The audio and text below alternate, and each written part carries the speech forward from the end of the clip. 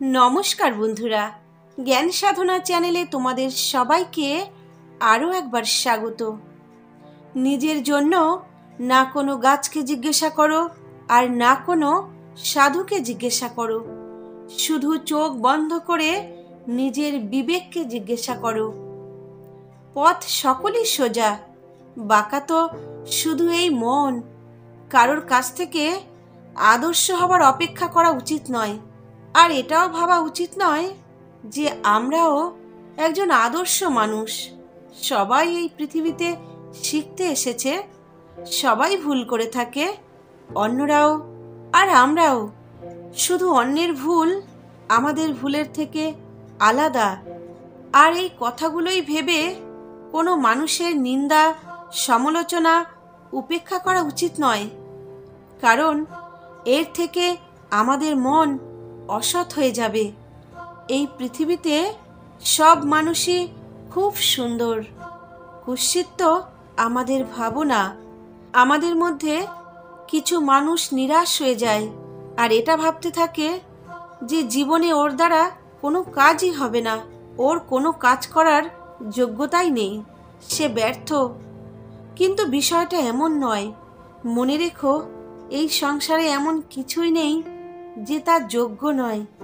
এমন কোনো অক্ষর নেই যা মন্ত্রের ভাগ হয় না, এমন কোনো জড়িবুটি নেই যা ঔষধ হয় না। বিষের চিকিৎসাও বিষের দ্বারাই হয়। এই সংসারে না কিছু ব্যর্থ আর না কিছু অযোগ্য। যদি তুমি নিজেকে ভালোবাসতে পারো তবে অন্যকেও ভালোবাসতে পারবে, কারণ তুমি অন্যকে সেটা দিতে পারবে যা তোমার কাছে আছে, সেটা নয় যা তোমার কাছেই নেই। যখন একটা দরজা বন্ধ হয়ে যায় তখন অন্য দরজা নিজে থেকেই খুলে যায়, কিন্তু আমরা বেশিরভাগ ক্ষেত্রেই বন্ধ দরজাকে এত আফসোসের সাথে দেখি যে আমরা সেই দরজা দেখতেই পাই না যা আমাদের জন্য খোলা হয়েছে।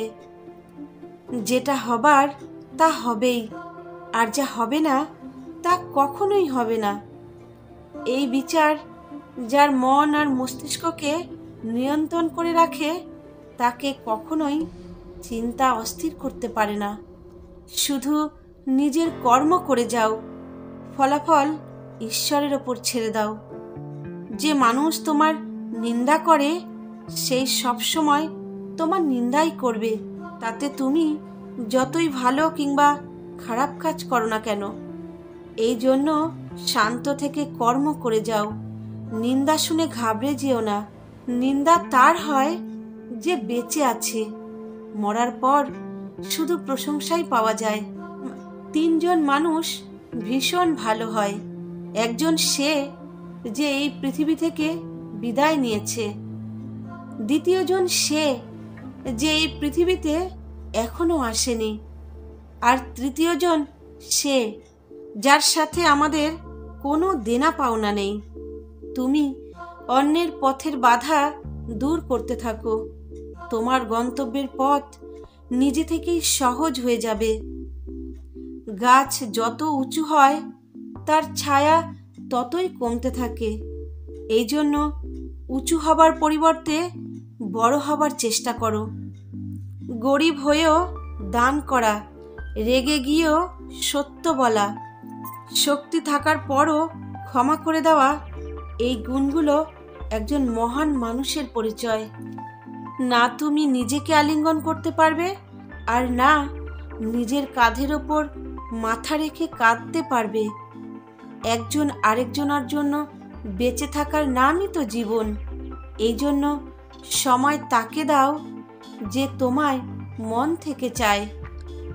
কাউকে কাছে চাওয়া অন্যায় নয়, কিন্তু কারোর হৃদয়ে জায়গা বানিয়ে তারপর তাকে ছেড়ে দেওয়া অবশ্যই অন্যায়।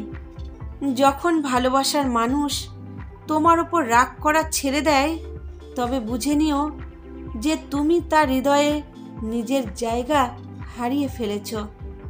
দুঃখ পাওয়া দুর্ভাগ্য নয়, আর খুশি পাওয়াও সৌভাগ্য নয়। ওপরওয়ালা দিয়েও দেখে আর নিয়েও দেখে।